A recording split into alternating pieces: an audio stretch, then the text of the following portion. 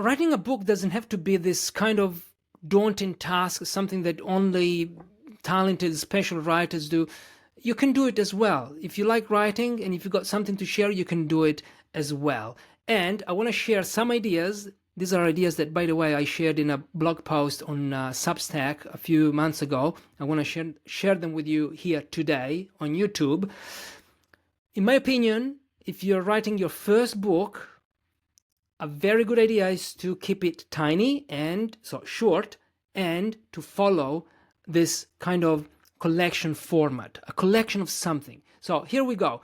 First idea, can you write a collection of recipes? A collection of recipes, something that you're very good at cooking, something that you can cook very well. Well, you can write a collection of recipes. That's your first book. There you go. And then you sell it to the local restaurants. I don't know. Second, a series of book or movie reviews. The best books you've read, the best movies you've seen. Obviously, you need to make it personal, so you can make it funny, you can make it inspiring, you can use it to motivate people, you can say what you learned from these books and movies, and that's your tiny book. 15 movies that will change your life. That's your title. The worst places you've ever been to, and these are humorous stories. Can you write a travel book of 20, 30, 10 travel stories that will make another person laugh? It's a very good idea to, it's a very good way to practice your creativity. If you like comedy shows, if you are a person who usually, make people laugh, you usually make your friends laugh. If you're known for this because you know good jokes, anyway, I think it's a very good idea for a tiny book. Number 5, I've already lost count. An illustrated travel book about your city. Do you like drawing? Do you live in a city that is quite visited, gets lots of tourists every year, or even a small town? That's your tiny book. You can illustrate it, or you can collaborate with an illustrator, maybe one of your friends. That's a very good partnership, and that's your book. Do you have a blog or a newsletter? I mean, how many blog posts have you already written? How many emails have you already written? Can you compile all those ideas from your blog, from everything you've written so far, into a tiny book for your audience? Because if you have a blog, I assume that you might have an audience as well. That's your tiny book. The most important life lessons you've learned. There's plenty of room for personal stories here. Maybe you can collect these stories and you can explore, you can relate them all to one theme about death, about learning, about your job. It could be anything. That's just, I'm just trying to give you something to think about. An how-to book where you teach something you're good at. You must be good at something, even if it's just your job. Maybe you're very good at your job, your office, your 9-to-5 job. Maybe you're very good at that. You can write a tiny book to help other people, to help maybe people in their 20s who are about to get that same job. And that's your tiny book. But maybe you have a skill. Maybe you know how to play the guitar. Maybe you're good at drawing. Actually, one of my tiny book writing group members, she was writing a book about drawing, because people say, I don't know how to draw. And she was writing a book to show other people that drawing is not this daunting task, daunting activity. Get your kids to write a story for other kids. I mean, this could be a tiny book where you involve different parents, and you say, okay, let's create this tiny book of stories, kids stories, and we can then bring the kids together, get them to write, and we'll publish this book. It could be illustrated even with kids' illustrations.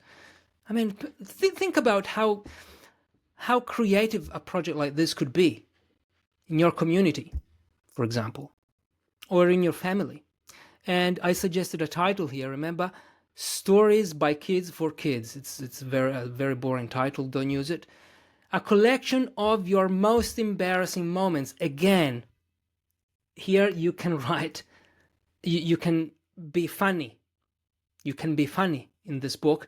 And how many embarrassing moments have you lived, have you experienced? Come on, I've got this, I mean, some of these, I think, this could be a book for me, I think. But I'll tell you later. What you learned about your culture by spending time in another. Maybe you're an expat, maybe you're an immigrant, maybe you come from a different culture, you live in a different country now, or you've been living in this country for a lot of years, and you can clearly see the differences between the two cultures. Well, you can write a book about that. Did you know? I mean, how many, let's say that I'm Italian. I lived in Australia, in New Zealand, and if I could write a book about about living in Australia, the differences, what I missed when I was there and what I miss while I'm here now in Italy, about Australia, for example. That could, the audience, who could the audience be? Australians and Italians in this case. Big vague. These are all kind of vague, all these ideas, but you can then narrow them down. What you learn, big lessons learned from everyday, ordinary moments. This is just me telling you what Matthew Dix does. Matthew Dix, the author of Storyworthy, he collects every day, he collects at least one moment worthy of a story. You can write a book, you can do the same thing and compile a collection of stories there. It's another collection of stories. And that's it. I've got random thoughts on a specific topic. Very vague idea, but there's something that you can explore here. Random thoughts on divorce. Maybe you've divorced 3 times now, and you can give advice. You can give advice on how to divorce or how not to divorce. Anyway, okay, all these ideas, I decided to record this video today. Why? Because I'm reading Dojo Wisdom for Writers. This is not a sponsorship. It's not. I don't have any sponsors. No one sponsors me. Dojo Wisdom for Writers: 100 Simple Ways to Become a More Inspired, Successful, and Fearless Writer, by Jennifer Lawler. Jennifer has been on this podcast recently, and she wrote this book, which is basically 100 stories, 100 lessons, where she talks about what she learned from doing Taekwondo, and she combines those ideas with writing.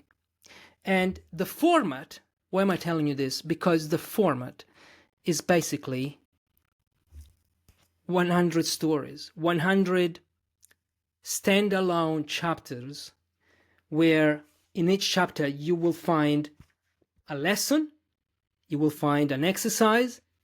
That's it.